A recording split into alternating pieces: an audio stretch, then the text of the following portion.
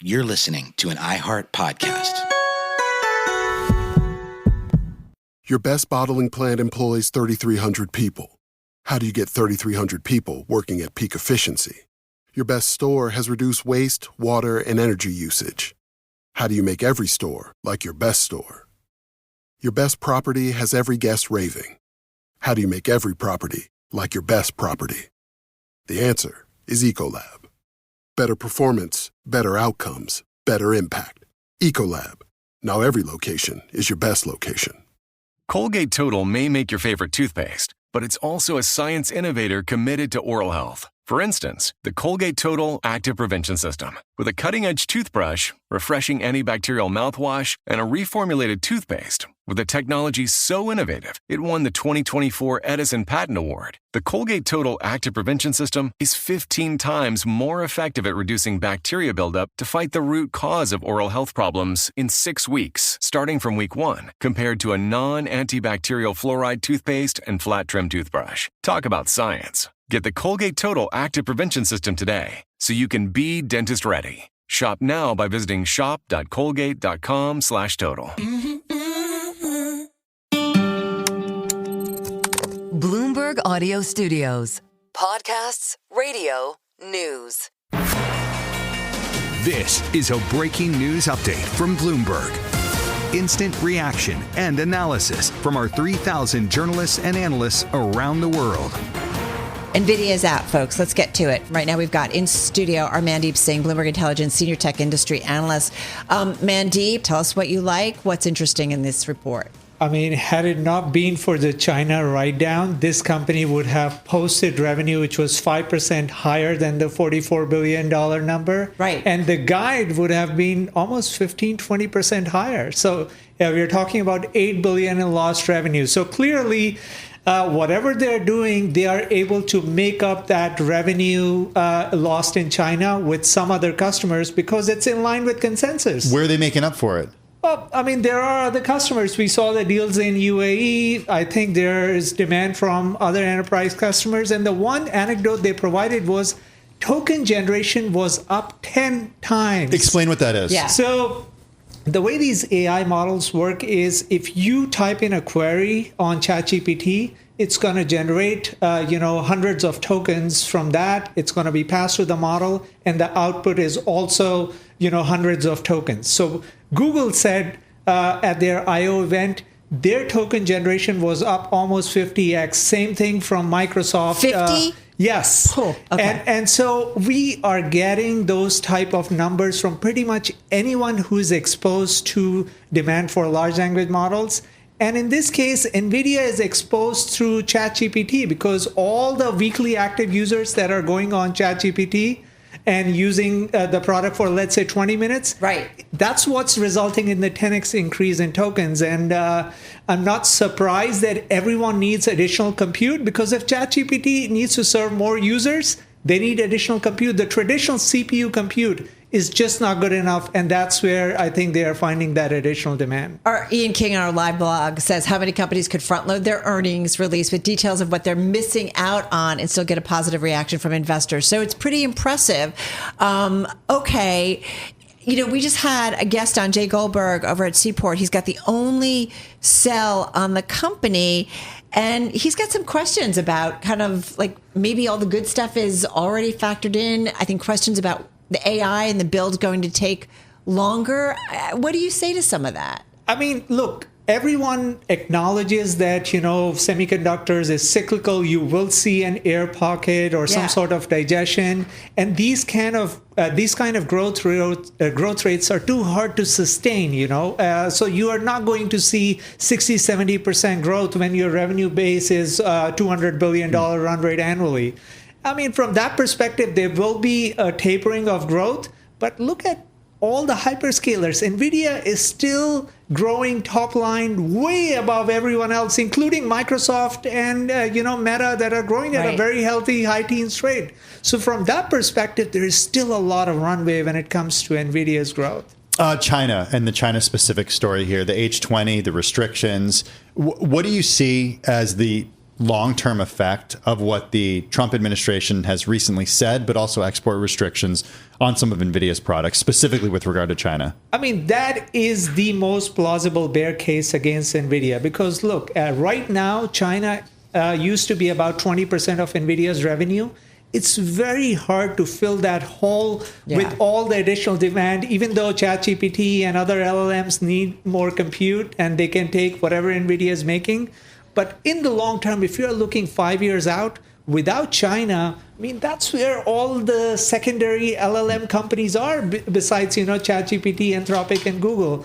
And so you are missing out on a lot of potential customers that would have used your chips. What did we say about DeepSeek before, that they had an update? And like we're trying to understand. So if this is all real with what they upgraded the R1 AI model that helped propel it to global prominence earlier this year. Now, we don't still know exactly how they're doing all of this, but if they are doing it with less advanced chips, I mean, does that make the NVIDIA story not as exciting?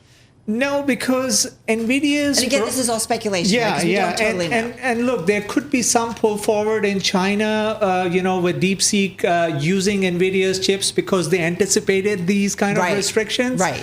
But in other regions, everyone realizes NVIDIA has the best chip. The only reason why you are going to look for an alternative is a hyperscaler looking to really kind of reduce their dependency. So Google doesn't use NVIDIA chips because they have their in-house chip and they serve traffic that's pretty much the 7 most frequently used apps on the internet. Right. So if they were to rely on NVIDIA, I mean, NVIDIA's revenue could actually grow 50% just by serving Google. Does Google then send those chips? Would Google sell those chips outside? They don't. So they don't use the chips outside of their family of apps. They just use it for Google search, YouTube, and their family of apps. Why wouldn't they sell it?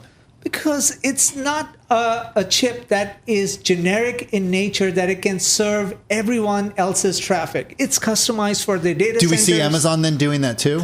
I think that's the bear case that everyone is thinking, but so far it hasn't happened, and everyone is trying. Would you disagree with Jay Goldberg, who just told us that he thinks that Broadcom is the closest competitor right now? Or not necessarily closest competitor, excuse me. And I know you can't make calls, Andy, but he's the only one who has a sell rating on NVIDIA. And he argues right now that investors should be putting their money toward Broadcom. I mean, look, we are in an AI infrastructure supercycle, and this is a tide that will lift all the boats. Broadcom will benefit, other chip makers will benefit. So it's very hard to say only Broadcom will benefit with AI infrastructure demand. And I think that's where you're too early to put a sell rating on a stock like NVIDIA. All right, so stock is up 4%, and certainly investors buying in the aftermarket. There is a headline that crossed about 10 minutes ago that NVIDIA is saying may be unable to create a competitive product for China, would have to foreclose from competing in China market. China market foreclosure would materially hit the business. Export controls applicable to China are complex. Help me make some sense out of these headlines. I mean, look, if you want to see multiple expansion in a stock like NVIDIA, you got to convince the investors that you can keep growing 20-25%. And the way you do that is by showing pockets of demand, geographic diversification.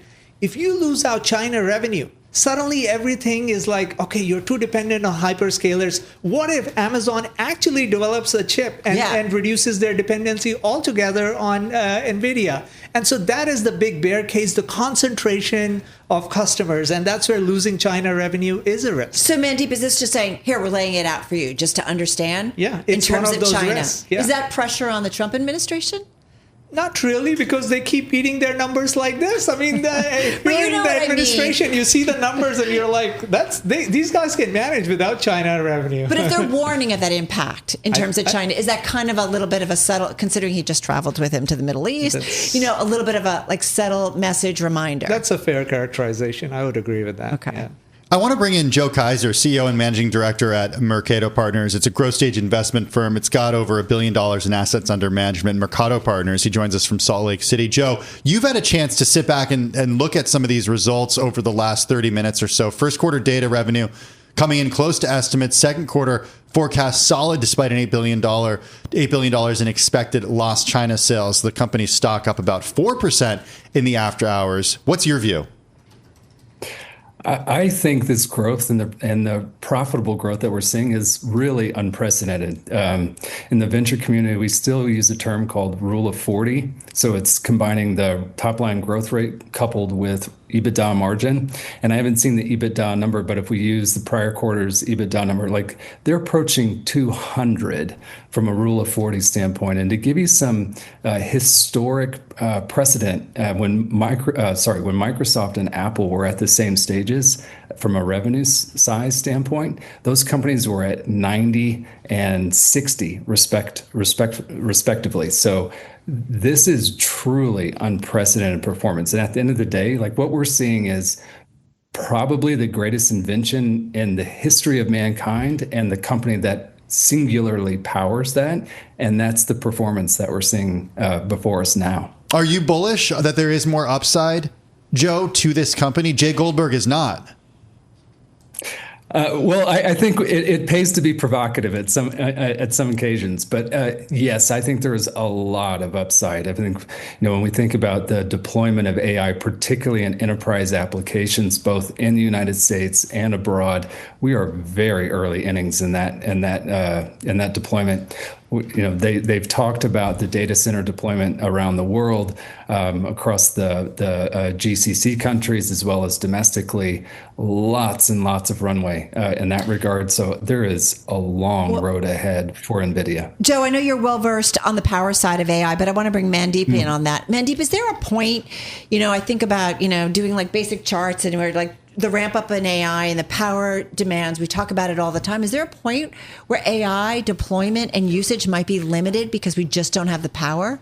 Yeah, and that's where actually NVIDIA's architecture excels, because they give you performance per power watt that your likes of AMD and Intel aren't able to give. It's not as if AMD doesn't have an offering, a GPU that can compete with NVIDIA, but NVIDIA's GPUs just give you better performance per power watt. And that is the constraint right now. Everyone acknowledges the power constraint. So from that perspective, also NVIDIA does have an advantage. Joe, I see you nodding. This is certainly your wheelhouse, given the history of what you've done and at the firm and outside of the firm too. How is NVIDIA doing this, and how solid and how big is their moat? Well, that is one of the big developments with the Blackwell chip is the reduction in power consumption from Hopper to Blackwell, and that is one of the key breakthroughs. A lot of people, including NVIDIA, including the hyperscalers, talk about the lack of power as the headwind here. The reality is, we as a nation, we have the resources, we have the technologies. I invested in a company called Taurus, which has solved the storage challenge. We have, from a long-term standpoint, I think a guest earlier today talked about small modular reactors and the technology of small footprint nuclear. That technology exists today. Right. But SMRs are taking a while. Yeah, we're still talking quite a runway. You don't have one in your backyard yet, Carol. I don't know when everybody talks about it, and SMRs are the way to go. But it's going to be several years before we really see that build out. Very true, Carol. But I think the challenge is we have plenty of natural gas as a country as well.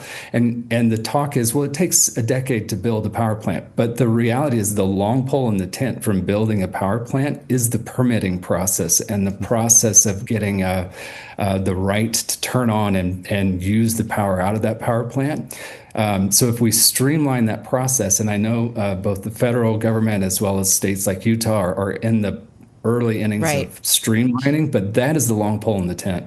All right, we're talking with two guests. We've got Joe Kaiser. He's CEO and Managing Director at Mercado Partners out there in Utah. Mandeep Singh, Senior Tech Industry Analyst, Bloomberg Intelligence, right here in our Bloomberg Interactive Broker studio. Nvidia out. Tim, stock is now up about 4.5% here in the aftermarket. Yeah, first quarter data center revenue coming in close to estimates. Second quarter forecast is solid despite that $8 billion in expected loss to China sales. Nvidia shares are rising in extended trading. It's providing a boost to other chip stocks as well. We're seeing shares of of Micron, also higher in the after hours by about 1.4%. Mandeep, you've been glued to the terminal looking through these numbers.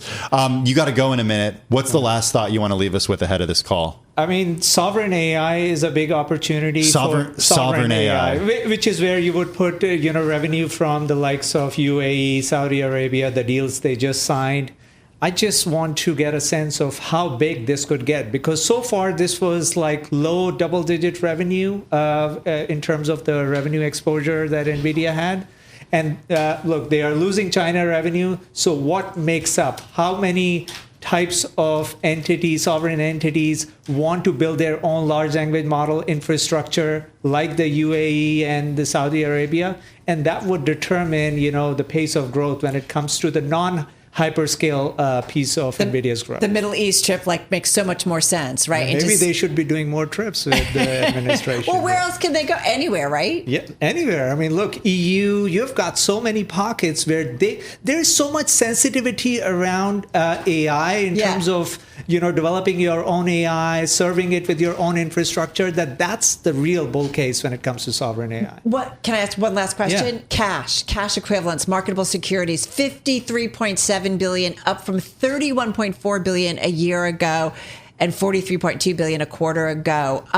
What do they need to do? They tried to buy ARM, couldn't do it, right? Do they need to do bigger dividends? Do they need to do buybacks? Or what do you think? I mean, stock buybacks. This company is generating as much free cash flow as Apple now. We're close to $100 billion in free cash flow. So Apple does have a playbook when it comes to returning cash to shareholders. I think Nvidia should probably follow them.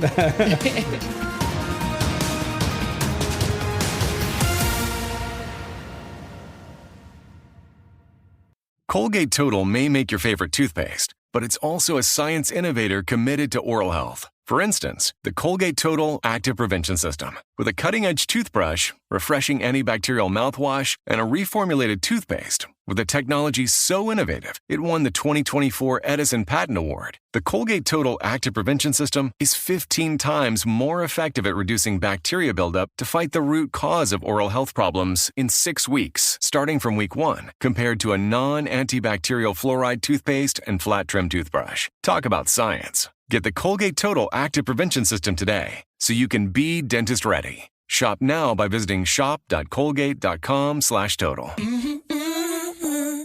Hiscox Small Business Insurance knows there is no business like your business. Across America, over 600,000 small businesses, from accountants and architects to photographers and yoga instructors, look to Hiscox Insurance for protection. Find flexible coverage that adapts to the needs of your small business with a fast, easy online quote at hiscox.com. That's HISCOX.com. There's no business like small business. Hiscox Small Business Insurance. You're listening to an iHeart podcast.